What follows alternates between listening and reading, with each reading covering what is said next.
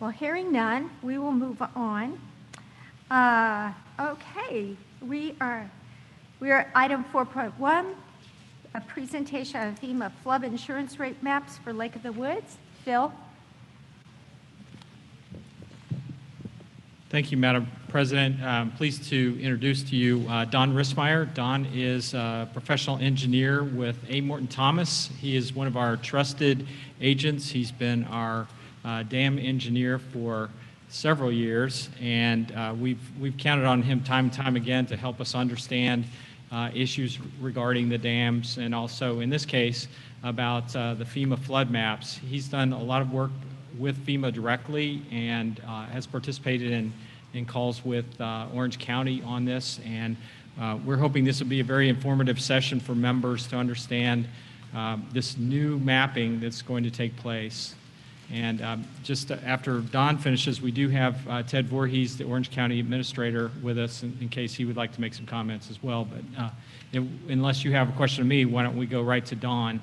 I would mention you do have an action item in your packet to pass a resolution capturing some of the comments that Don is going to make, that we would like to see FEMA modify their maps even further than they have. And Don will explain that as we go, and we can go over the resolution. Thank you, Phil. Don, it's good to see you. Thank you. Go right ahead. Thank you, and thanks for the opportunity to do this presentation. Next slide. I wanted to start with a summary of the 2018 presentation, which is the last time that the board met and discussed the floodplain map updates with us. Some bullets from 2018. Orange County had partnered with FEMA, and a memorandum came out in February of 2018 noting that the FEMA was modernizing the maps for Orange County, for the entire county. At that time, I was asked to come and review the mapping and do a presentation, which I did in July of 2018. And the summary of what we decided in 2018 was that our modeling of our lakes and dams was quite a bit more accurate than what the FEMA contractor was able to do, because we know a lot more about our dams. We have as-built drawings, we have detailed models of the watershed, and anybody who lives on the lakes here knows exactly how high the water gets when it rains. So FEMA completely agreed with that, and the end result of our 2018 coordination with FEMA on your behalf was essentially the quote on this slide, where it says the detailed flood studies are suitable for use in the FEMA update and more accurately show the flood risk in the developed areas of Lake of the Woods. And that's a quote from Lee Brancheau at FEMA Region 3, who runs the regional map modernization program. So we thought we were done at that point. Next slide. In August, late August, Phil contacted me and let me know that the preliminary maps had been advertised. And so in September, we started taking a look at the maps to try to confirm that they matched the information that we provided to FEMA. They also noted at the time that there would be a 90-day appeal process for anybody having questions of FEMA regarding the new maps, and that appeal process is due to expire on December 3rd. So we still have quite a bit of time for the appeal process, and that could be an appeal from a community or an individual or really anyone who has questions about the preliminary maps which FEMA has published. When we reviewed the maps, we came up with the following findings. If you could go to the next slide, please. This is the new FEMA map for the main lake, or Veterans Memorial Dam. And I wanted to note that the lake has never been a floodplain. So this is a brand new thing for the community, and it's part of a broader effort by FEMA nationwide to expand map coverage and really identify flood risks by mapping things like lakes and unnamed creeks. And they're expanding floodplain mapping into upper watershed areas. So Your two lakes have been captured by a map modernization effort that FEMA has nationwide to really have more accurate floodplain mapping. A majority of flood damages occur outside the floodplain, and I think a lot of people don't understand that they could be at risk of flooding even if their home is not in a floodplain. The map shows the blue area on this map is the new preliminary floodplain delineation, and below the dam, the results of what FEMA mapped exactly match what we gave them 2 years ago. So there were no concerns there, but we noticed for the lake itself that they set the 100-year flood stage at 321, and our modeling said it was at 319.6. So that's a 1.4 foot difference. Go to the next slide. When you go over to Keaton's Lake and Keaton's Dam, once again, the floodplain below the dam, which drains down towards the Sheets and the McDonald's, and then turns and goes under Route 3. As far as we could tell, the modeling we provided was used without any amendment, and the mapping matched what we discussed with FEMA 2 years ago. But again, at the lake, they had mapped it as, I believe it says 288, and we had told them 287.6. So that's just rounding. So that was not wrong, but it was verified at that point. So I contacted FEMA, and it turns out that they misunderstood that our dams were in the 1929 vertical datum. The only other vertical datum available is 1988, and you probably all know that your dams were here before 1988. So it would have been very difficult for your as-builts to reflect a datum that didn't exist at the time. So we explained to FEMA it was a misunderstanding. The modeling is actually in the 1929 datum. They agreed. However, we have to go through a formal appeal process with them in order for them to modify the maps again. It does take some additional effort on their part, and it's our understanding that they are supportive. They understand that it was just a miscommunication on the vertical datum. So if we go to the next slide, sorry. There is a summary table that explains this. I first contacted FEMA on September 4th, and we basically coordinated back and forth for a few weeks, and I sent them a letter on October 6th just explaining that it was a misunderstanding about the vertical datum, and I gave them this same table that's on the slide and let them know that they should set the flood stages on your lakes at 321 and 288 with the main lake and then the Keaton Lake in that order. The other thing this table does is it shows what the coordination with FEMA has done on behalf of the community. When FEMA first published their maps in 2018, they were at 322 on the main lake, and we would be down to 319 at this point. So the flood stage would have been 3 foot too high, and I believe there's 862 homes along the lake. So picture being in their backyards and the flood stage being 3 foot too high. That would have affected a lot of people that really aren't in the 100-year floodplain. And you can see all the various numbers here, but we have drawn it down pretty significantly from what FEMA initially thought the lake flood stage would be. And on Keaton's Lake, FEMA started at 293.2, and we are recommending 288 with that. So that's going to be basically 5 feet lower for Keaton's Lake. So every time we've asked for a change, it's been in the direction of a lower flood stage, but it's not for the purpose of lowering the flood stage. It's for the purpose of having an accurate depiction of the 100-year flood stage for your lakes. And we do have complete agreement. However, the process of the appeals won't finish till December 3rd, and then at that point, they'll process all the appeals. And they did request an online meeting with us just to make sure that there's no miscommunication on things like vertical datum before they publish the final maps. So they have not given us a date for final mapping, but we do anticipate that happening at some point next year, at which point both lakes would have floodplains delineated on them. And that concludes my presentation. Oh, let me go to the next slide. I think I went through this already, but the important steps in the process at this point is that we are in an open appeal process, so any individual can make an appeal to FEMA. The maps are readily available online for anybody that would like to see if their house is impacted by the new floodplain delineation. And then, as I just said on the previous slide, once the appeal process is over, FEMA will finish, amend, and adopt these floodplain maps. And so with that, I'm done. Thank you. Thank you. Before we have any questions for Don, Phil, do you want to introduce Ted Voorhees? Sure. Ted is sitting with us in the room for those on Zoom. Ted Voorhees was appointed by the Board of Supervisors as Orange County Administrator in January. He is someone I've worked with for maybe over 20 years. I've known him in local government.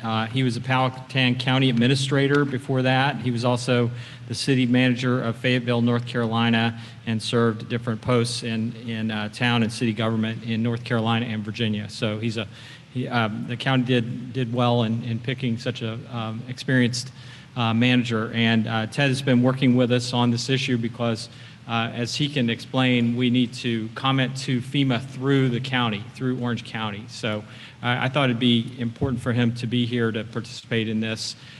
Also in your packet behind Don's presentation, you have an email exchange between LOA and Orange County with Ted giving us some of the new requirements that will impact anyone that's in the FEMA flood zone area. If your lot is now in that, you're going to have to meet these requirements from the Uniform Statewide Building Code. So he's tried to help signal that, and we'll make that information available on the website. So you may want to hear from Ted, see if he has any comments, and then you'd want to discuss, do we want to have a community response, or do we also want to encourage individual lot owners to respond as well? So Probably both. Yeah. But Ted, do you have any, can you come to the mic and just share your comments? I have your email right here, but still, it'd be nice to hear from you. Well, thank you very much. Appreciate the invitation to be here, and it's nice to meet you in person. It's been challenging, as you can imagine, learning the faces and names around the community during this unusual time, and so it's nice to see some human beings. Even though I know I've got a Zoom audience here, I'm doing enough of that, right? So. So I think Phil gave you a good overview. I'll just highlight a few points for those at home. You know, this is a national program. It's a federal program, the National Flood Insurance Program, driven by FEMA. And so it is designed to help homeowners when you have the bad horrible. But in order to do that, they have to charge premiums. And in order to participate in the program, local jurisdictions have to comply with some minimum standards. So Orange County participates, and that gives homeowners access to the program. And one of the major requirements is that we adopt regulations that are found in the statewide building code, that the minimum floor elevation has to be 1 foot above flood stage as determined by this mapping. So that's sort of the way that all works. If you've got an existing structure, you won't have to modify it. But if you build an addition, you would have to comply with that new standard for the addition. And if unfortunately your home were destroyed or severely damaged by fire or flood or storm or something like that, and you were to rebuild, then you would have to rebuild under the new standards. So that, again, that's sort of how that works. There are more details, but that's the nut of it. We are absolutely on board as a jurisdiction in supporting your interest in getting this mapping correct. We always want to work from correct information, and so we are considering our options as far as a community response or appeal and individual response and appeal. And we are very supportive in the conversations I've had with the board so far, the Board of Supervisors, in submitting a community appeal for this particular issue. They are generally aware that we have some mapping issues on your two lakes, and so it's likely that we would be submitting a community appeal on this basis and then relying on individuals to let us know of any other appeals that they'd like to bundle with that. Let me ask if any of you have received a postcard from the county on this issue. Not yet. Does anybody? Do any of you live in the mapped floodplain area?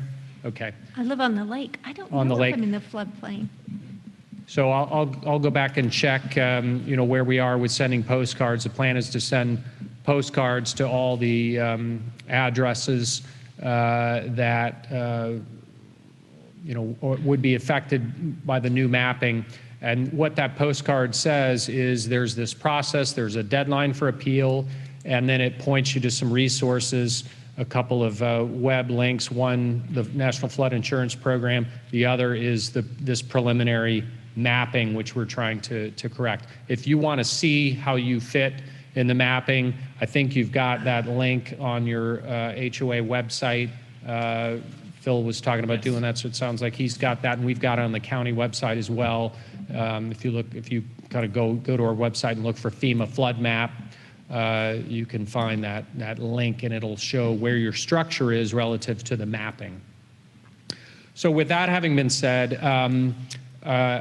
we think the timing works pretty well to have this issue on the Board of Supervisors agenda for the November board meeting, which will be the annual meeting here in Lake of the Woods, a very timely topic. We'll have a resolution for the board to consider that would be directing us to move forward with the community appeal on this issue. We can add any other issues we need to that, but as it stands right now, this issue, the two lake elevations, is the community appeal that we are going to be forwarding. Thank you, Ted. Happy to Okay. answer any questions. Needless to say, there are a lot of questions. There's 37 people on the Zoom call, but we're going to start with questions from the board first for both of you. Heidi. So I guess my question is, so this is being done nationwide. I mean, so that, a lot of people ask me, what is the genesis of FEMA looking at Orange County? And I think you've answered that, I believe, for Dawn. I think Dawn. you answered that. But that's a very basic question, and there may be people, because I got asked. Yeah, the published maps this year didn't include a lot of the FEMA information about why they're doing it, but 2018's presentations did. It's a matter of reducing flood risk. So they have a risk map program.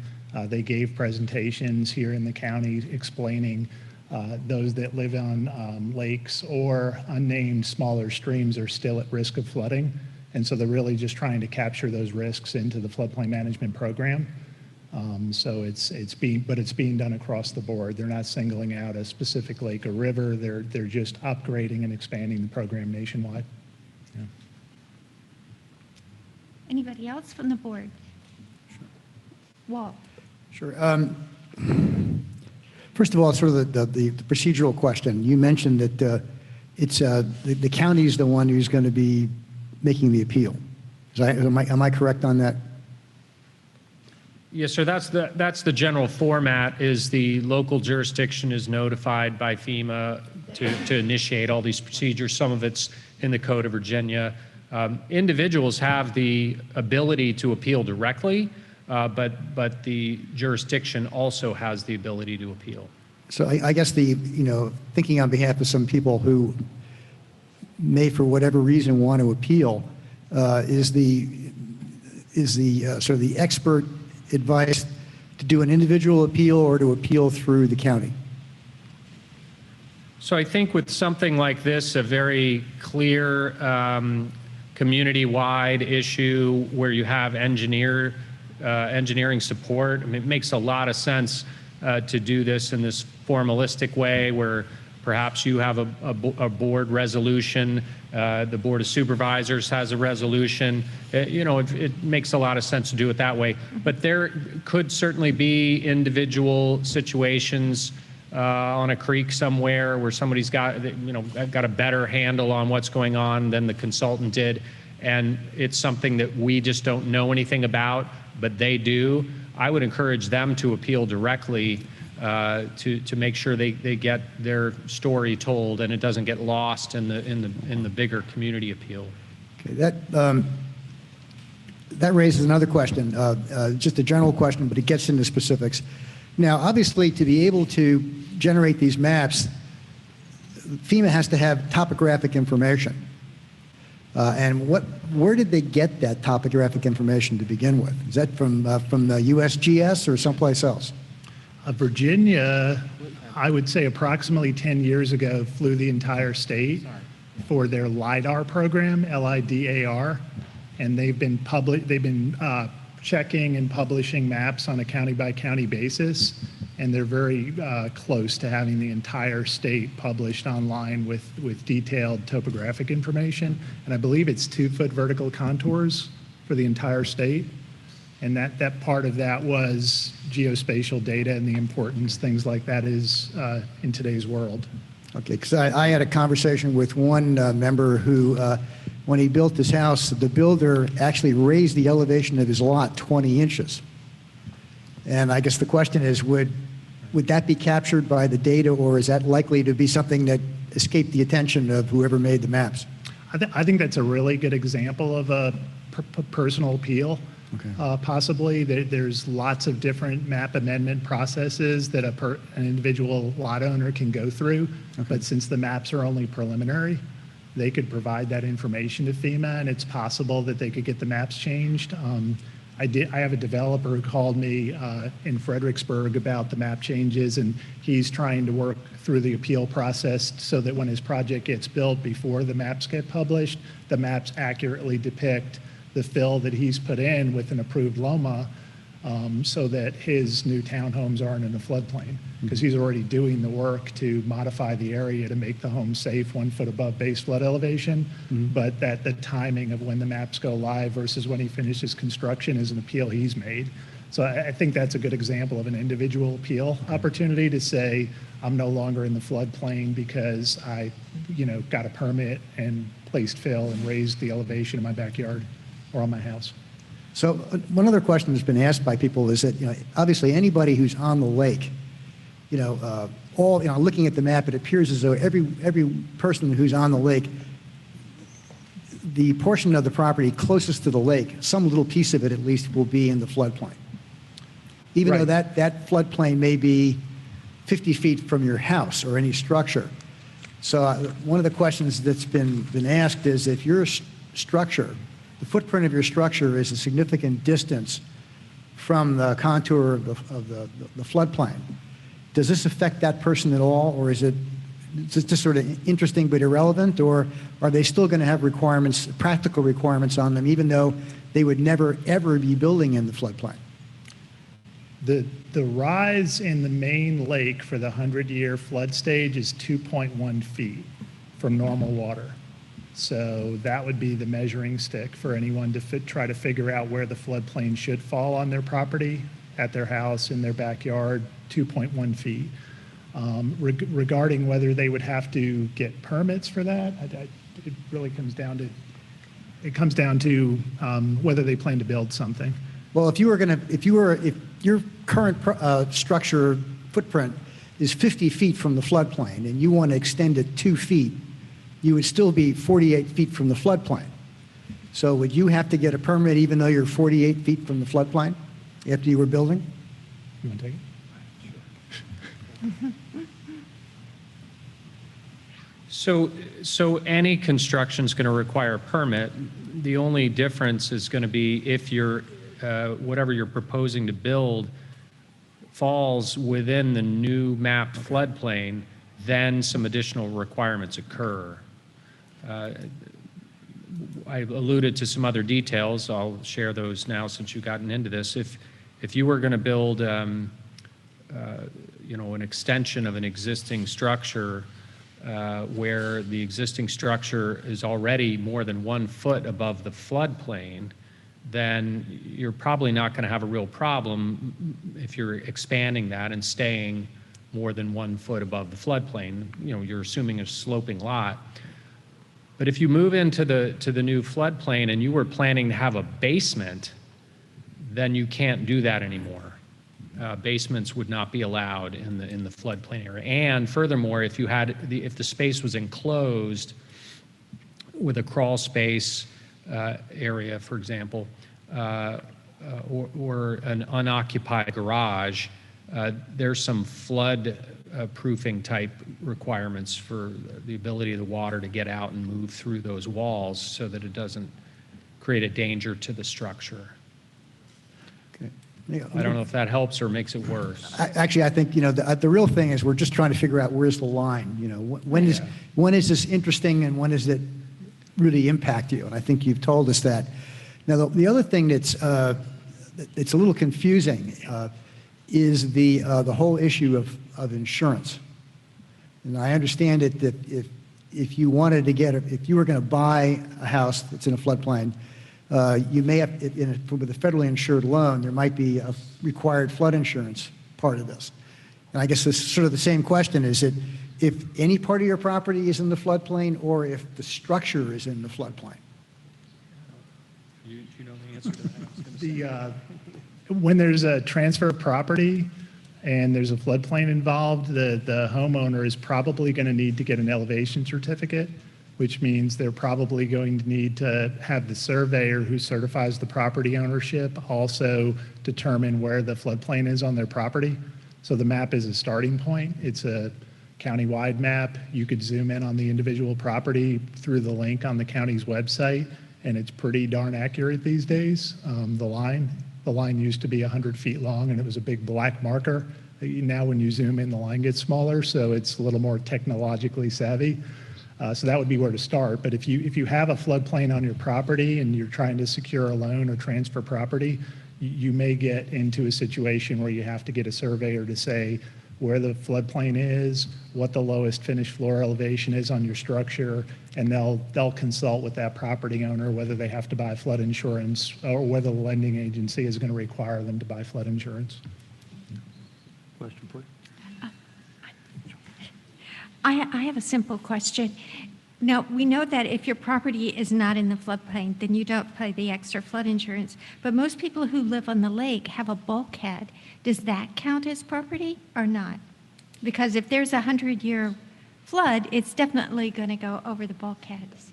Yeah, the ordinance probably specifically addresses water-related structures, and those are designed to work in a floodplain. So generally, things like bulkheads and docks are acceptable uses within a floodplain.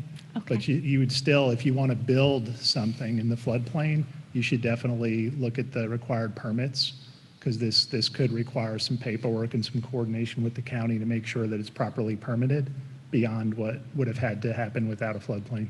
Thank you. Pete?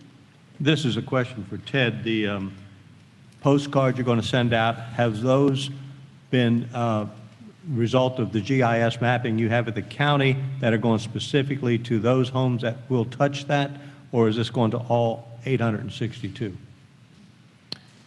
Yeah, the postcard, the target audience for the postcards are anyone who has property where the map has changed. Okay. So for our membership, not all 862 should be expecting a postcard. Only those who will have that touch will get them. Okay. That's correct. I think Thank it's over 2,000 properties countywide, but there are definitely more properties than that in the county, and yep. Thank you. Phil, did you want to say I would just something? say, I would think that all 862 would get it because this is a brand-new map for the lakes. That would be my guess. It's going to touch, my thought is it's going to touch your property somewhere. whether it's right down by the bulkhead or in the middle or up at the top. It's I going to meant touch somewhere. specifically the structure. Someone's home, you're sitting I there, see. but Yeah, yeah. it could be all. I understand what you're saying, whether the structure is in or not. Thank you. And Ted, is it going to anyone it touches their lot or touches their structure? I don't, may have, the postcards. Yeah, I think we kicked it around both ways and determined it needed to be anything on the lot, not just the structure, the way the Gotcha. code's written. But there are plenty of folks in your community that aren't going to get anything because they're well away from the lake. Gotcha, thank you. Terry, did you have a question? Yeah, no, actually, I think Walt kind of addressed my Okay. two major questions, although I have to admit I'm still confused, which means probably a lot of other people are. And that's just trying to understand for each individual homeowner that lives lakefront, if they, how they look at that map and know whether or not they need to be worried today. Is it just if the map hits their house, their existing structures, or I need to be concerned because it hits my land but not my house because maybe I want to build in the future. So that's a future problem, not a today problem. I think people want to know what they need to look at and what things they need to be concerned about today versus in the future. So my initial thought is that the map doesn't create flood risk, but it identifies flood risk. So if you go to the map that's linked through the county website and you see a floodplain on your property or going through your house, you might want to look at it more closely and try to figure out what the flood stage is versus the finished floor elevation on your building. If you're at risk of flooding, you've probably flooded already because the lake does rise here. It typically doesn't rise 2.1 feet. That's pretty rare. But you've probably seen water in your backyard, and you probably have a good sense whether the map is accurate. Yeah. And then I think at that point, if somebody wants to make a personal appeal to FEMA, they should. I did. Once we did the coordination with the county and the community, I sent a letter directly to FEMA and copied both, parties just to say that the map is wrong. So anybody can do that. Okay, so now we finished questions from the board. Taylor, do we have questions Cliff, from the you want to ask Cliff? audience? Oh, Cliff, do you have any questions? Sorry. It's all right. Can you hear me okay? Could you hear me okay? Yes. So I presume the resolution that we will be voting in favor of a countywide appeal for all lots where the flood map is changing in Lake of the Woods. That's what it looks like. Okay. It's long. Okay, I'm good. Okay. Just to clarify, I believe that the resolution is for a community appeal, not a countywide appeal, Okay, specific Yes. to the Lake of the Woods community. Yeah, it's. okay, thank you. It Right. references The Main I Lake- can talk about the resolution if you like. Go ahead. All right, the resolution that you have in your packet is a special resolution formally appealing to FEMA to modify federal insurance rate maps to accurately depict the flood stages of the Main Lake and Keaton's Lake at Lake of the Woods in Locust Grove, Virginia. And it references the work that FEMA has been doing on the maps since 2018. It references the 862 lakefront lots. It references Don's work working with the mapping team to lower the flood stage, and that he was able to lower it some, but the preliminary maps are still off, and they still need to be corrected. And we're saying that once these maps are published, it's going to affect lot owners' requirement possibly to get flood insurance, and it would affect county building permit requirements. So also that we note that Orange County received the notice from FEMA, and there's an appeal period that ends December 3rd, and so we want to comment before that. So the resolved is that the Board of Directors formally appeals to the Federal Emergency Management Agency to modify its federal insurance rate maps to accurately depict flood stage levels in the lakes as follows. Main Lake at 319 feet above sea level, Keaton's Lake at 287 feet above sea level. And further resolve that the board directs the LOA General Manager to send this resolution to Orange County as a community appeal to FEMA to modify the firm maps. Thank you. Okay. Thank you. All right. Taylor, do we have questions from our watchers? What we have? Oh, wait, sorry. Leave frame. Go ahead. Do you know if the FEMA... Leave. Microphone. Leave. Sorry. Y'all hear me? He's got a You stage on Zoom, voice. Cam. Lee Frame, Section 1, Lot 327. Does the FEMA send these maps to the Veterans Administration and FHA so that federal loans would be known to require people to get the insurance for it? You know if that goes to them or not? I think all lenders are aware of the maps, but FEMA doesn't send the maps. It just has to do with their lending policies. And I would doubt there's a lender who doesn't look at FEMA maps before processing a loan. They'll know, yeah, they'll know that the new maps are out and they'll be available. They're already available online as preliminary maps. They'll be immediately available online when they go live. Do we have any more questions from members in the audience? Okay. Now, Taylor, do we have questions from our people who are Zooming in?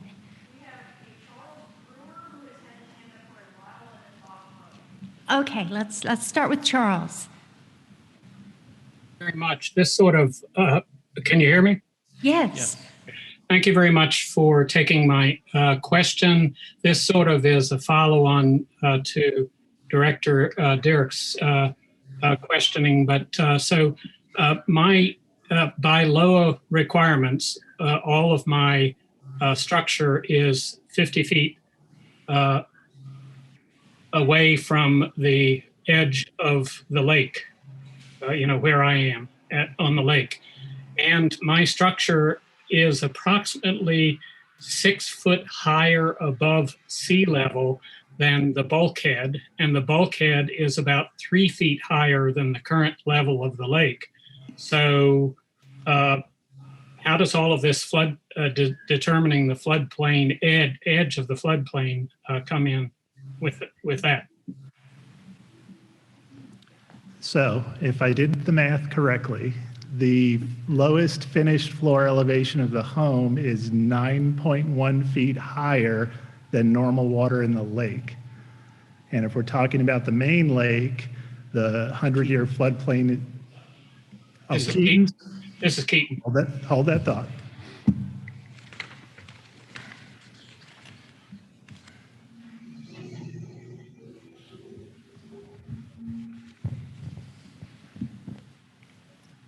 Do you know what normal water is on Keaton's, Bobby?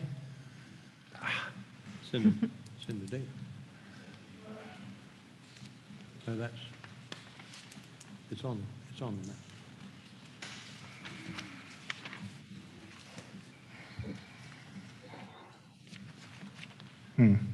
It's right here.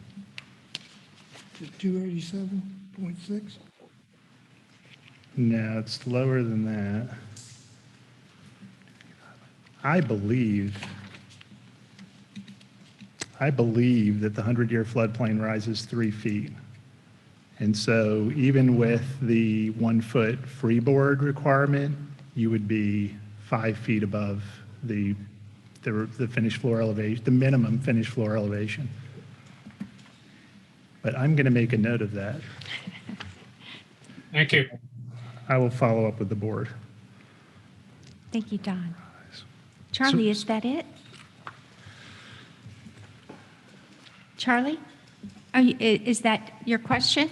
Yes. He's calling. Okay. He's still. Oh, okay. All right. Bob Ho?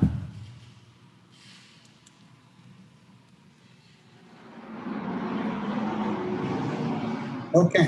This is Bob Ho, Section 4, Lot 142.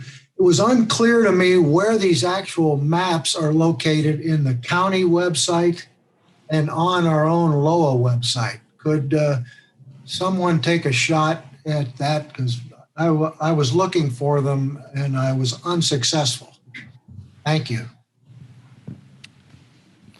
Okay, Carolyn Brodeur put together a map that's different than the one on the county website, but the one that Carolyn put together, you can find yourself on the LOA map and then click on it and it'll show its position on the flood map. And it doesn't allow you to go into the lot and see where the line is, but you can see roughly how your lot is affected.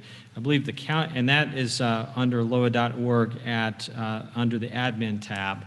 And that if you go to the county website, you can see, apparently you can see down to the line level, but is that showing the preliminary map or is that the existing? It must be the preliminary. It's preliminary, right? Yeah. The county website has a link to the FEMA website. Link to it's FEMA. NFHL, National Flood Hazard Layer, NFHL. So you could go to the internet and look up NFHL and pick preliminary maps, and that'll show it to you, or you can go to the Orange County website, click the link, and it'll take you directly to where the preliminary maps are. Thank you. Taylor.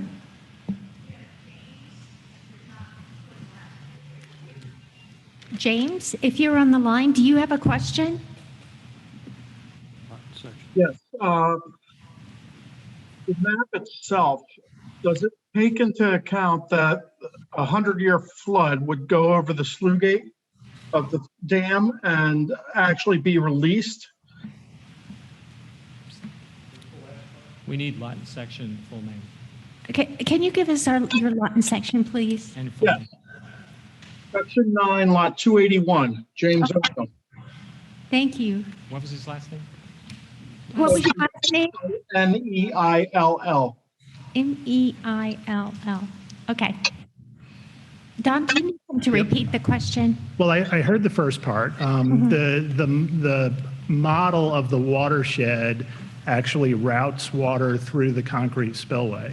So that was one of the major advantages to FEMA, was that the community has extremely accurate flood stages because it is the actual routed water through the lake and the concrete spillway on the dam. I couldn't quite understand the second part of the question. James, can you repeat the second part of your question? Sure. The 100-year flood level, is that higher than the sluice gate on the dam? Oh, Because then it should be released instead of, and the 100-year floodgate, flood range would be the same level as the sluice gate. that's a good question. So the normal water in the lake is controlled by the concrete weir. However, we also have drains that are large steel gates that we can open and close to lower the lake level below normal water.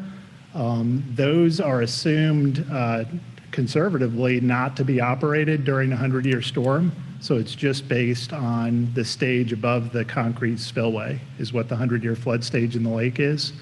The main lake also has a low flow drain at the bottom of the lake that we operate quarterly, every 2 months, I believe. And that the amount of water that goes through those steel diameter pipes is really small versus the 100-year flood, which is why we just assume that the concrete spillway is operating. Also, the concrete spillway is a gravity structure. It doesn't require anyone from the lowest staff to manually go out there and open and close a gate during a 100-year flood. So those are the reasons that the concrete spillway is the basis for the 100-year flood stage. Would it be possible to get those in consideration that we can lower that during a 100-year flood? It is not normally possible to regulate based on gates that somebody has to go out and open during a flood, because just for public safety, normally it's assumed that that may not happen. The second question I have is, we had the Army Corps of Engineers come out and certify our dam. Can we send the mapping of the dam to FEMA as well? For the floodplain mapping exercise, we did provide all of that information to FEMA, and they've used it to map the floodplains. So that's already been done with FEMA. And the dams are certified annually by a licensed professional engineer that works for the community.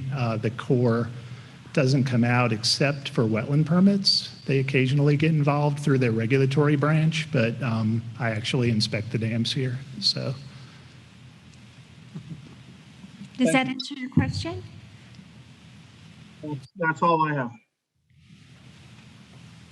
All right. Okay, Taylor. Thank you. Who's next? Oh, okay. Anyone else?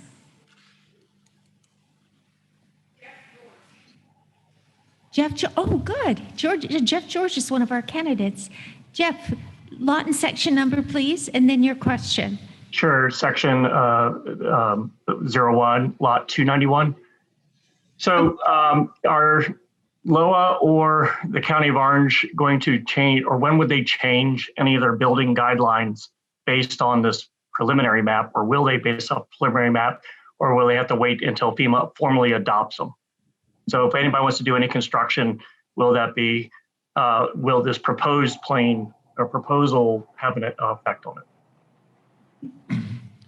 Don? So the map change does not require the county to change their regulations. The county already has a floodplain management ordinance, and they already participate in the National Flood Insurance Program. What it does is anyone who's been added to the floodplain now falls under those ordinance requirements. That's the only change. That does not mean that as part of risk management, the county may not need to change or amend their ordinance at some point, but that's not a requirement because of the map change. Sorry, follow up, please. I guess what I'm asking is, if somebody's going to make a change to the property and the property was not in the floodplain before, so on the current, official model is not falling into it, but with the new model, the flood range is now closer to the houses.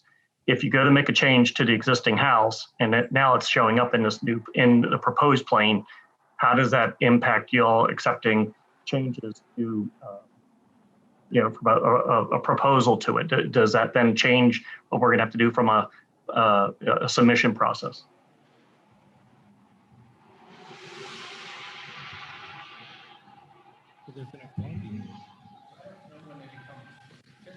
Can you repeat the question? So is it a when question? When? Yeah, it's a little bit of like, so this is proposed, and so it's now coming up closer to the house. And so if the floodplain, the new floodplain proposal is now much closer to existing structure. So if I go to do modification to the house, or asking to do an addition or something like that, if the house is now right there at the floodplain, or it tips into the the end of the house you're trying to modify, is that going to trigger some additional oversight or changes of how I'd have to manage the modification to the house? So there's no floodplain now. Nothing. Right. So any permits that anyone pulls would not involve floodplains now. And once the maps are adopted and go live, then if you are in the floodplain, you would have to comply with the floodplain ordinance at that time. But the preliminary maps are non-regulatory. Perfect. Fantastic. Thank you. That's what I was asking. I did want to circle back because we had a question earlier about Keaton's Lake. Yes. I don't know if that gentleman is still on, but we've conferred. The actual number is 3.6 foot of rise, not 3 foot of rise, like I said earlier. And the 9.1 foot above the normal water in the lake would still be pretty safe. That would be 5.5 or 5.5 feet above the 100-year flood stage. Thank you. That was quick. Taylor, anyone else? No? We're done. Thank you, Don, and thank you, Ted. I really appreciate it. Let's move on to item 7.2. Pete. I move the board adopt resolution 2020-23, a special resolution regarding FEMA flood insurance rate mapping. Is there a second? Second. It's been moved and seconded for the board to adopt Resolution 2020-23, a special resolution regarding FEMA flood insurance rate mapping. Any discussion? Go ahead. Just wanted to let everyone know, Carolyn Brodeur is listening to the meeting, and she's already put the link to the FEMA maps on our site, so people can go right to thank those. you. The other thing is, we're working with our insurance broker to see how this will affect LOA as far as our structures go, because we have plenty of insurance, but we don't have flood insurance on our structures. We have downstream flood insurance, so in a future meeting, I'll let you know what the impact is there. Oh, good, thank you. Any other discussion? I guess the Karen. only thing I'm still trying to make sure I understand, and perhaps membership wants to understand, is this something that just LOA will coordinate an effort to appeal through Orange County, or do we want to be suggesting to members that they write individual appeal letters? Well, Don's not here, but he said that this resolution that, that we're sending covers Lake of the Woods. If you had an unusual circumstance, then you could write your own letter, but the resolution covers Lake of the Woods.